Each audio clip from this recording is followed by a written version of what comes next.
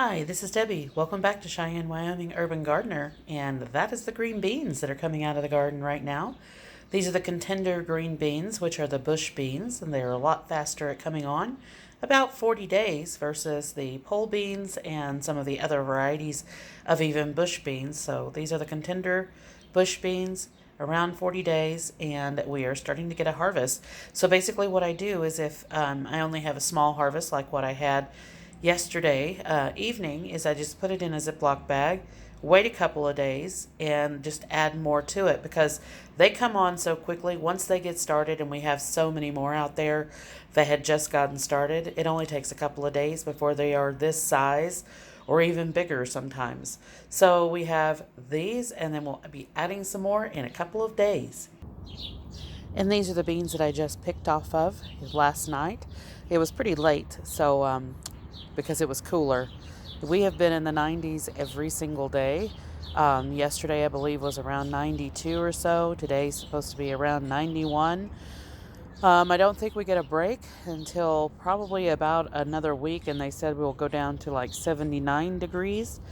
But the temperatures in the evenings have been around 60 to 65 degrees, which is still perfect for all of our melons and watermelons and cantaloupes and all that stuff. So those are all doing fantastic. We've got watermelon setting. But anyway, these are the beans that I picked from last night. It is a short row because half of the row is contender beans and the other half is the top crop bush beans, and they have started blooming, but they have not produced any yet on the top crop. The contender is the one that is producing, so let me show you in a couple of days. We will have more beans to pick because you can see some hanging right there. Those will be ready in a couple of days. We've got one right there that probably will be ready by the end of today, but we'll leave it a couple more days.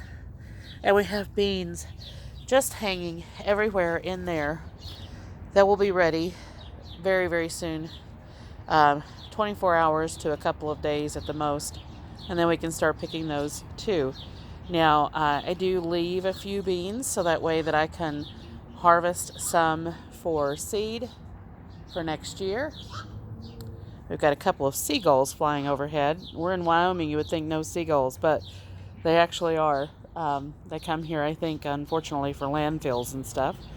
So they just flew overhead. But anyway, we've got beans hanging everywhere. You can see them if you really look look closely. You can see just beans hanging.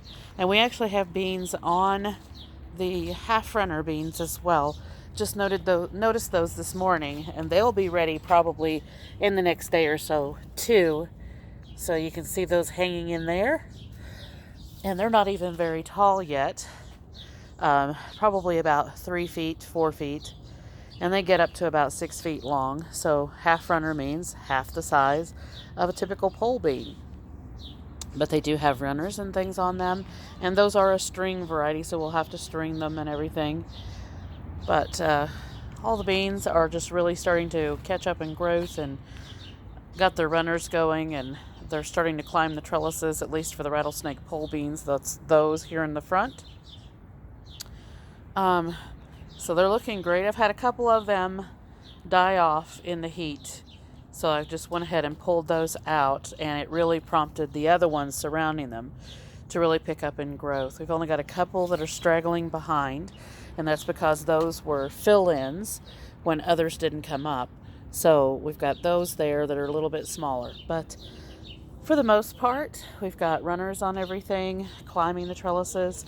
These are the Japanese yard longs here right in the front, and they are just going nuts with climbing the trellises now. Oh goodness, it looks like we actually have perhaps a pest right there. Kind of. No, I think that's probably, no, that is a pest, so we'll get that guy off of there. Not real sure what kind or variety that it is because it's white.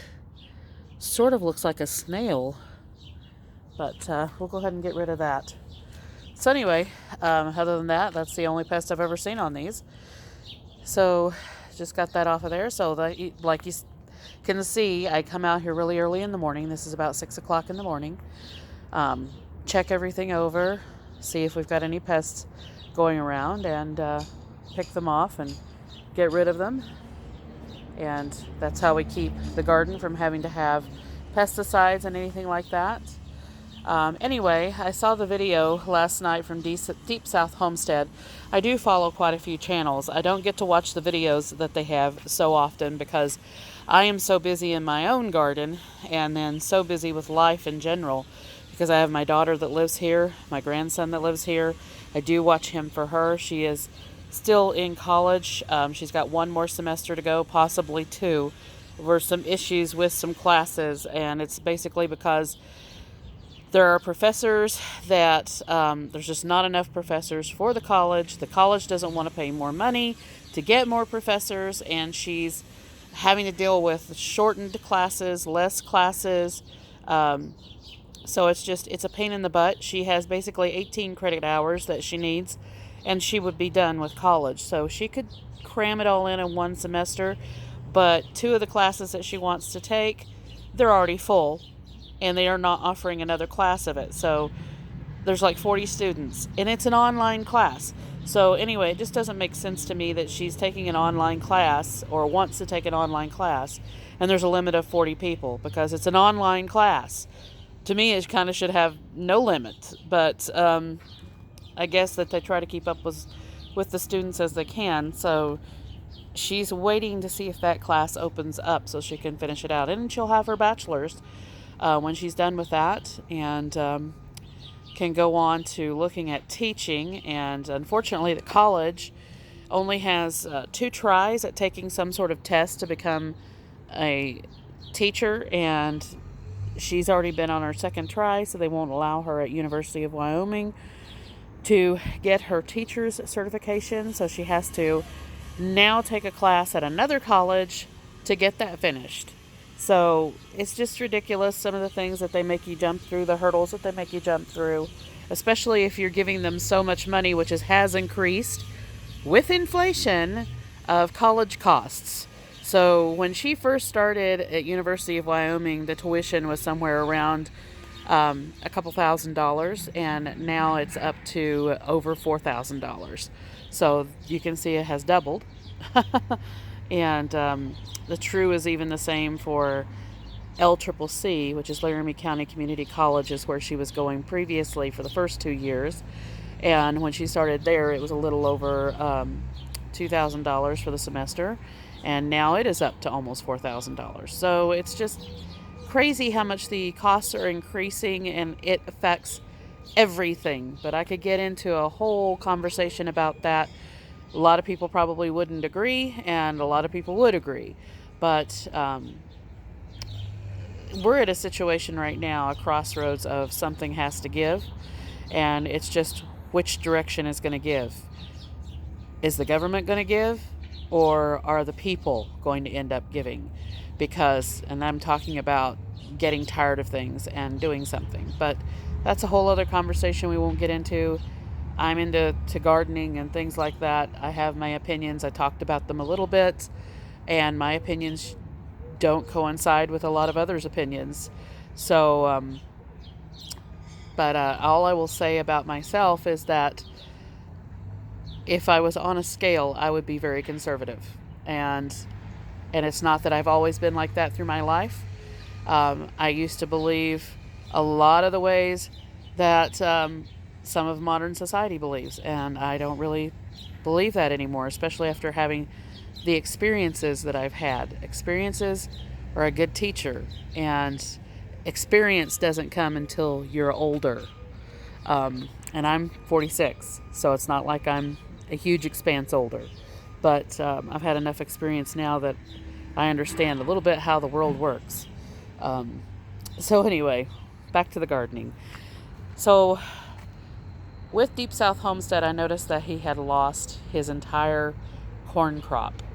I haven't watched all the videos. I'm not really sure what happened, other than drought situation, which is interesting that we are in a drought situation, especially here in Cheyenne, because I think we've had more rain than I'm used to ever getting in the spring and summer here. Last summer we went for more than 3 months without any rain whatsoever. We went from somewhere in the middle of May all the way up until August before we got any rain of any significance. We had a couple of little tiny showers. That was it. Just basically a few raindrops, and it just went away just as quickly as it came. So for me, that was not a significant amount of rain. It wasn't anything to tip the scales. This past winter, we've had snow pretty much every other day. Significant snows for a lot of it. And then this spring, we've had rain pretty much every couple of days. And then all the way up until just about 3 or 4 days ago, we were having rain every evening that it was hot. We would have a rain and it would cool everything down, and it was so nice. And it was a significant rain. I mean, the type of rain where I would look out at the garden and say, nope, I don't have to water until tomorrow or the next day or whenever. And here in the last probably 3-4 days, we haven't had that rain. So we've had to water the garden. When it comes to garden, I will not lose my garden. I will water my garden. So we try to save as much gray water as we can. We try to recycle water if we have it in the house. Other than that, we have to resort to watering with a hose because we do not have drip irrigation. I am not familiar with how to put it in. My partner is very busy with his work all of the time. He is the CEO of 2 businesses. So he does computer chips, and he has his own industry with computers and things like that. So he's not really much of a handyman when it comes to that. And there's some things that he can do, and he will get out here and do them. Like he helped me to drill holes in a lot of pots that didn't have holes in them. And he fixes and replaces a few things in the house, that kind of thing. But he's not a handyman otherwise. So we are not sure about drip irrigation yet. We're not sure how it would work, if it would be good to have here. We've had some issues with we have a sprinkler system in our soil here, and the sprinkler system does pretty well, but it doesn't hit most of the garden. So we're just not sure that it would be cost effective for us to have that kind of a system here. So we use a hose, and I just try to avoid completely soaking the tomatoes foliage every day or every other day. I just try to avoid that so that way we don't have the foliage die off. That could be a contributing factor to why last season I had some crisping on the edges of my leaves on my tomatoes and things like that. I went back and looked at some videos from last season. So that could be a contributing factor. I haven't had that this season at all. I've had the loss of basically 3 tomato plants from blight, and pretty quickly I've noticed that it is blight, and have removed them. And I won't be planting tomatoes in those areas anymore in the next couple of years, because when you have blight like that, sometimes it can get into the soil and affect the other tomatoes surrounding it. So I've taken those tomatoes out, and we've got one more that I think may have to be removed. I'm just watching it. I'm not real sure it has blight yet, but it was all 3. I had basically bought a 6-pack of San Marzano tomatoes from a garden center, and 3 of those so far have shown up with blight. So I think this is something that I brought in from the garden center, because I haven't had any of my other tomatoes ever have blight. And this is the first year ever that I've had blight show up on or in my garden ever. And we've been gardening here for 7 years. And so I'm just going to be really cautious that it doesn't end up affecting the soil or infecting the soil. We've got a couple of San Marzanos that are doing fine, that have fruit on them. But otherwise, the other ones look like they were infected, and I wish now that I had not bought them. I did so because so many other gardeners use the San Marzanos, and of course, I like getting tomato paste, the canned tomato paste and stuff like that has been made out of the San Marzano tomatoes, but so far I've not had good luck with them. And they're not very large plants. I was expecting for them to be a lot bigger. than what they are turning out to be. A lot more production. They've got tomatoes on them, like I said, but not very big. But let me show you those San Marzanos. This is one of them. So you can look. This is a San Marzano. It has tomatoes on it. We still have half of the stake up. The stakes are 4-foot stakes. So we've got about a 2-foot plant. And this over here is a giant oxheart tomato right here. It has already surpassed the stake. I tied them up again yesterday. But it already has surpassed the stake. It hasn't even, I mean, it started blooming a little bit, but it doesn't even have tomatoes on it yet. And it's over 4 feet tall.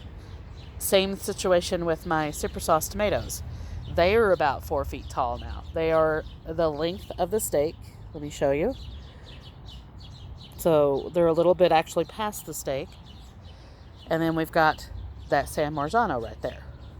So only 2 feet tall. I have watched other gardening channels that have them, and I've seen them way bigger than that. So I'm not real sure why they don't like my soil, if we're just too cold here, or if it was because they were diseased when I got them. But there's another San Marzano right there. Again, half the size of the stake. This is the one that might be infected right there with blight. I've taken a couple of leaves off that have blight on them. I am trying to see if I can get it to pull out of having blight, but I don't believe I'm going to. So again, that was on the same line. And at first I thought it was the soil. At first I thought it was perhaps a tree limb or tree root that was in there, maybe producing too much acid. And I checked the soil. I've actually replanted with some okra in there, and I haven't seen anything as far as a tree root or anything like that. The soil was very soft, very nice. So that just had the blight. There was 2 more that had blight, and I took them out. And then I've noticed now that there's a possibility of another tomato that I had planted that is a yellow pear tomato to take over the place of one that we lost at the very beginning of season that doesn't look so good either. So I don't know. That's the first time I've ever had blight, and so I'm kind of worried about the whole tomato crop in general. But so far the super sauce are resistant to blight and things, so far they look like that they are doing great, and all of the tomatoes here are surrounded by the super sauce tomatoes. So you can see super sauce, super sauce, super sauce. So far they've been doing exactly what they're supposed to do. They're blooming and producing some tomatoes right now. They are 4 feet tall, so they're at the top of every one of the stakes now. They really just started putting on growth like crazy in the last couple of days. So anyway, we've got some okra planted in there. We had some blighted tomatoes that we took out. Again, this is a San Marzano here and a San Marzano here, and then there's one more over there. And those are doing fine. We just had one San Marzano, this one here, that has gotten as tall as the stake. But that is a 3-foot stake, not a 4-foot stake. So it's kind of deceiving. I had basically a variety of 3 and 4-foot stakes, and then I have some 5-foot stakes here. And the tomatillos are almost at the top of the 5-foot stakes. So when you're looking at the San Marzano, you think, oh, that it's a huge plant, but it really isn't, because that stake is only 3 feet. But it is at the top of it. Of course, there's probably about a half a foot or so of the stake in the ground. So it's really only 2.5 feet that's sticking out. But I probably planted the tomato plant that deep to begin with. So this one in particular that's larger doesn't have any blooms on it and doesn't have any fruit on it. These that are shorter have blooms and fruit. So this season has been very odd. We've had squash that took a long time to actually get up started and going. We had soil temperatures that, even though it was 80s and 90s out here, that was still cold. That has been tested, has been proven. We've had the best pea year that we've ever had, with peas that are just 4 foot tall and taller. That is shocking, because I have loads and loads of peas in here, and usually by this time peas are gone because it's just too hot for them to try to do anything. So it's just a very unusual season. I have great lettuce right now, but lettuce took forever to get started. So I've been picking lettuce. You can see the lettuce in the back. I picked all of that, and then now it's going to come on with some more leaves. But just an unusual season. I haven't gotten any radishes at all, other than like one or two. And I'm just now starting to get some radishes of decent size. And I'm usually running out of my ears with radishes, and I'm not. The radishes have just bolted without heading up at all. And so that's, again, that has to do with temperatures. So we know the temperatures are really, really high, but our soil temperatures are cool. So I don't know. I think the radishes are completely confused on what to do.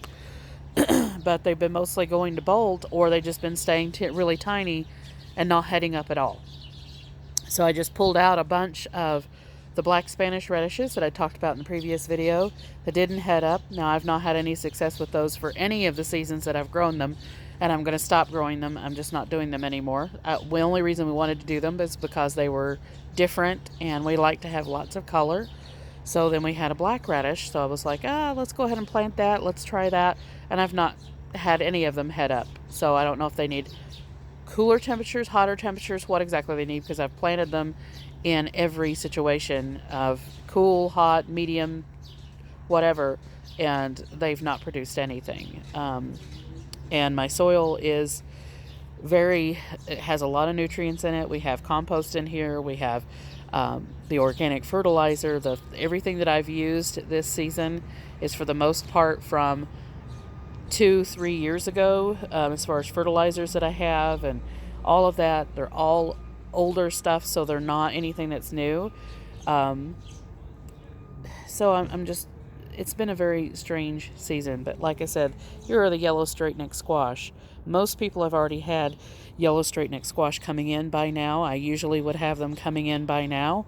But again, the soil temperatures have been a little off, and they have sat for a really long time as being little small guys, and then finally started to get some size on. I had some issues with them coming up.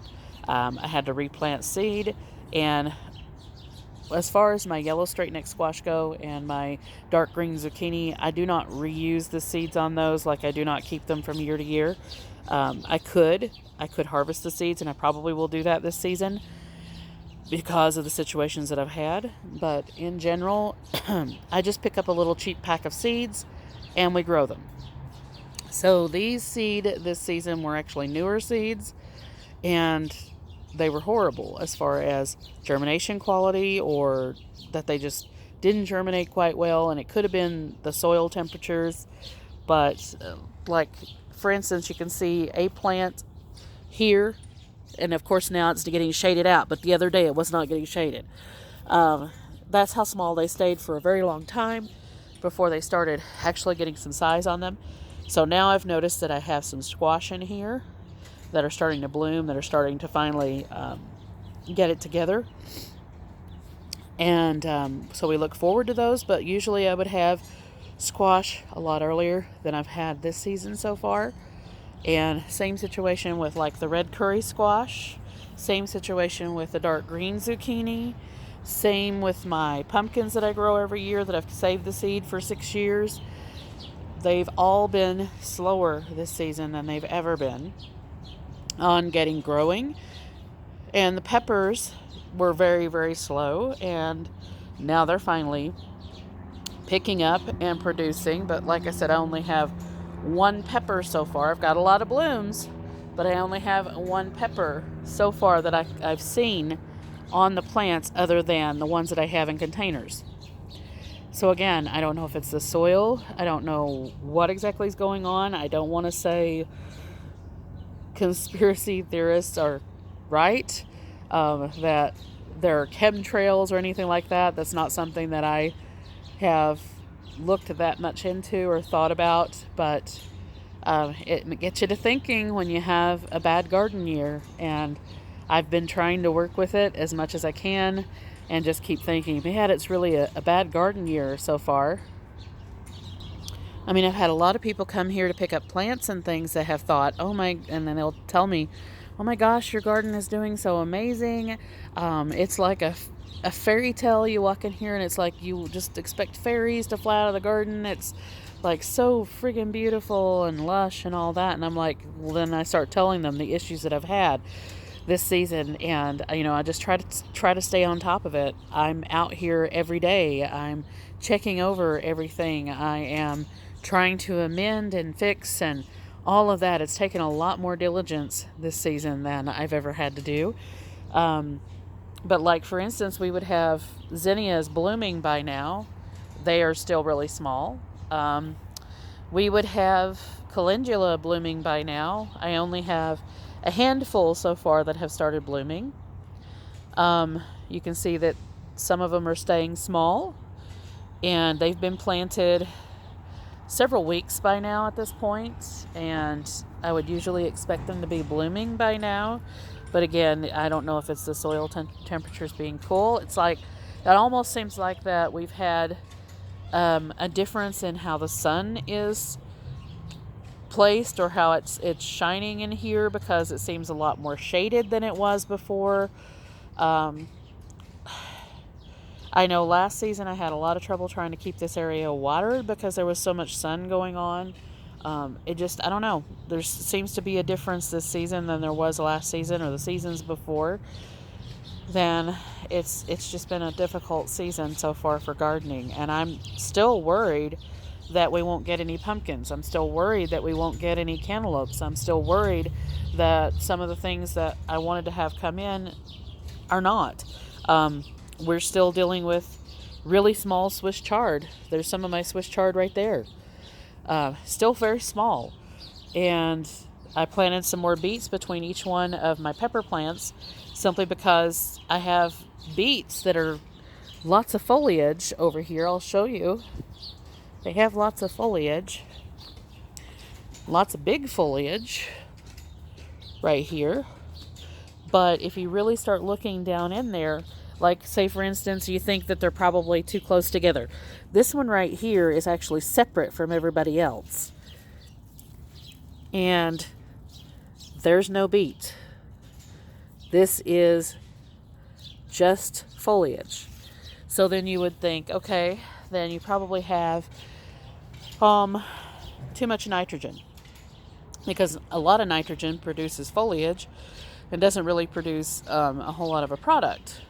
So no, because this area over here has not been amended at all. I haven't done anything to it. The only thing that I've done to it is fertilize it a couple of times with the water-soluble fertilizer that I use, organic. And that water-soluble fertilizer was something that I had from 2 years ago. So it's not that it's new or having issues because it is new or whatever. It's not that. This is interesting because I got some pretty nice beets out of here last season in the same area, and this is not. Well, then somebody would say you need to do crop rotation, and that's actually false. That is kind of a wives' tale. The soil is plenty of nutrients in it. As you can see, there's a lot of wood chips and stuff in here that are decomposing. This used to be an area where we had a lot of wood chips through here and mulch because there wasn't anything growing over here. There was just the wood chips and the mulch to keep weed suppression down. So we stopped putting that on there because we wanted to start making this into a garden, and we've let it decompose. So most of it has decomposed. So that should have loads more nutrients in it than it has in some of the previous years. So that's not the situation either. Took me a long time to get beets started in here this season. And I mean, I have some kohlrabi over here that's still pretty small. My rutabagas are taking a hold, but rutabagas are a very tough plant and they can handle a lot of situations. So the rutabagas are doing fine. And I even transplanted a rutabaga that was in kind of the wrong place. I wanted them spread out a little bit more. So I transplanted it, and you can see this one was the transplant. It perked up. So now it's doing great. So there's plenty of nutrients in here. This is not the situation. This year has just been off, and I'm not real sure what it is. Remember all the issues that I had getting kale started. I grew beautiful kale here last season. It was huge kale. Harvested and harvested and harvested kale. And I had to plant this twice just to end up with 15 plants. And as you can see, they're all separated out. They should have been growing by leaps and bounds by now. And they've just struggled. They have struggled. My pumpkins are a lot more hardy because I guess I've saved the seed for so many years. So they came on quicker than some of the other squash did. However, they're still behind in relation to what I normally grow. So I keep hoping. We've got a bloom on there that's probably a male flower. Male flowers on the pumpkins usually start blooming first. And I am correct. Male flower, male flower. So we've got blooms in there. They're wanting to try to do something. We've had runners on them. I had an accident with one of them. But we have runners on all of these. I've only had the accident on one plant.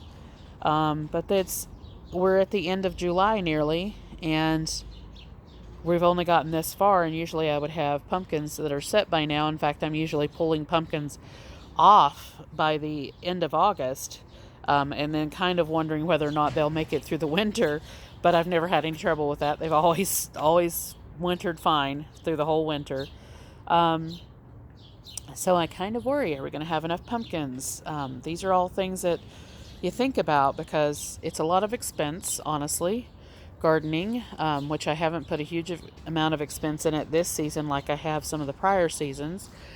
A lot of my seed that I had saved and the fertilizers I had from years before, I haven't really changed a whole lot. One of the reasons was that I did not want to buy any of the new fertilizers or new soil is because I heard about all the issues that were going on with the soil. And then I did have to buy soil this season. And then you saw what happened with that in some of the prior videos. We had stuff that was not coming up. We had stuff that was not doing anything once it did come up. I've had to amend that soil. I've had to fix that soil. I've had to do all kinds of things to it. It was too hot when I bought it because soil is mixed with compost, and the compost that was in it was too hot. I've bought bags of compost, and I've had to really fill each of one of the bags because some of them are too hot to use. And if you've got compost that's too hot, then it's going to burn everything. So it's not been a great year for gardening, especially if you're having to purchase new things. And a lot of people that have gotten into gardening and didn't do so previously. So it's kind of a mess this year. But anyway, we'll go into a part 2 of keep talking about this.